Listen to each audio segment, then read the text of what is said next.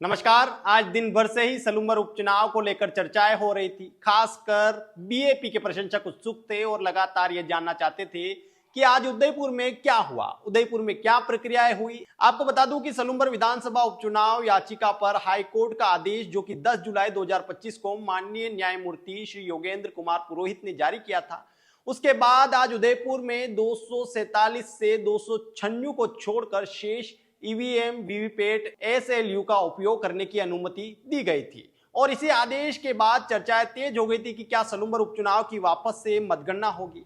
इस बात का जवाब हाईकोर्ट के एक आदेश में छुपा है।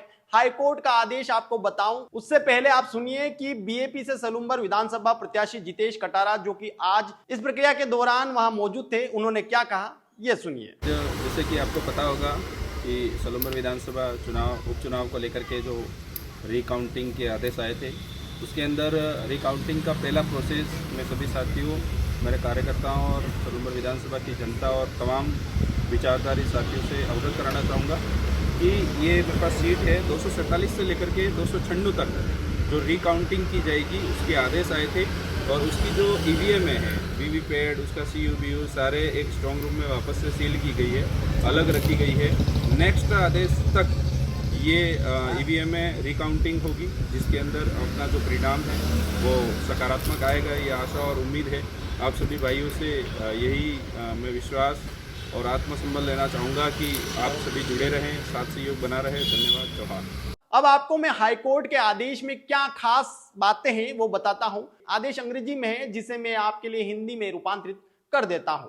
आदेश में लिखा है, दोनों पक्षों की सहमति से आवेदक रिटर्निंग अधिकारी कम उपमंडल अधिकारी द्वारा दायर आवेदन संख्या 1/25 को स्वीकार किया जाता है, जिसके तहत आवेदक को उस स्ट्रॉन्ग रूम में प्रवेश की अनुमति दी जाती है जहां विधानसभा क्षेत्र संख्या 156 सलूम्बर राजस्थान की ईवीएम वीवीपैट एवं एसएलयू रखी गई है। साथ ही आगामी चुनावों के लिए विवादित मतदान केंद्र संख्या 247 से 296 को छोड़कर शेष ईवीएम वीवीपैट एवं एसएलयू का उपयोग करने की अनुमति दी जाती है। और आदेश दिया जाता है कि मतदान केंद्र संख्या 247 से 296 की ईवीएम वीवीपैट एवं एसएलयू को अलग रखा जाए तथा शेष सामग्री जारी कर दी जाए। यह कार्य याचिकाकर्ता के प्रतिनिधि की उपस्थिति में किया जाए।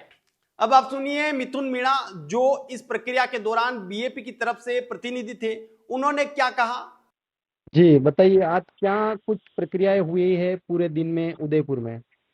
जी सर, सबसे पहले आपके चैनल को मेरी तरफ से हार्दिक जोहार और धन्यवाद। जी आपके चैनल के माध्यम से मैं बताना चाहूँगा कि फर्स्ट जो आदेश आया है हाईकोर्ट का, हाँ जी, है ना, ईवीएम 247 से 296 तक के रुकवाने का, हाँ वो प्रोसेस आज पूरा किया गया कलेक्टर महोदय के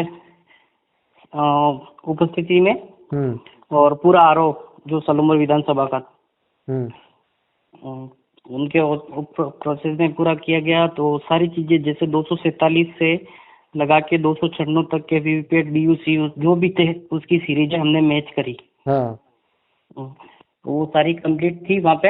अब अगले कोर्ट के आदेश पे वापस इनको मंगवाया जाएगा कोर्ट के द्वारा, या फिर इनको बुलवाया जाएगा, या फिर रिकाउंटिंग की जाएगी। तो आप बीएपी की तरफ से जो है प्रतिनिधि थे, है ना? जी सर। और क्या कुछ प्रक्रिया हुई, कितने लोग वहाँ पर शामिल हुए थे? अलग अलग जो दूसरी पार्टियां भी थी उनसे भी उनके प्रतिनिधि शामिल हुए थे? नहीं, उनके प्रतिनिधि आए जरूर थे पर अंदर अंदर आने का ऐसा कोई उनका था नहीं, मतलब अंदर जाने का, वेयर हाउस में अंदर जाने का। हाँ, तो अंदर कौन कौन शामिल था जब आप मिलान कर रहे थे? शासन प्रशासन दोनों था। जैसे सलूम्बर के एसडीएम कार्यालय के जगदीश जी थे, एसडी अपने उदयपुर के ये दीपेंद्र जी राठौड़ थे। अच्छा। एसडीएम कार्यालय के एसडीएम सर। ठीक है, तो अगली प्रक्रिया कब तक हो सकती है, कुछ अनुमान है आपको?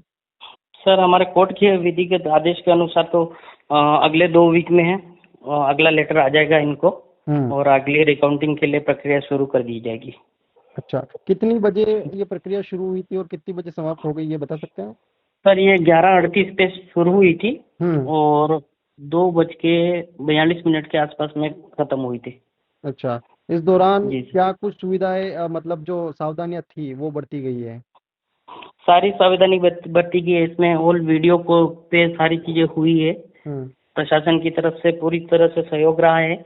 सारी चीजें एक्यूरेट करी गई है। कुछ मिसमैच डाटा था उसको भी क्लियरिफिकेशन दिया उन्होंने, हम्म पर वो बाकी मशीनों की काउंटिंग के बाद ही पता चलेगा बाकी जो भी होगा।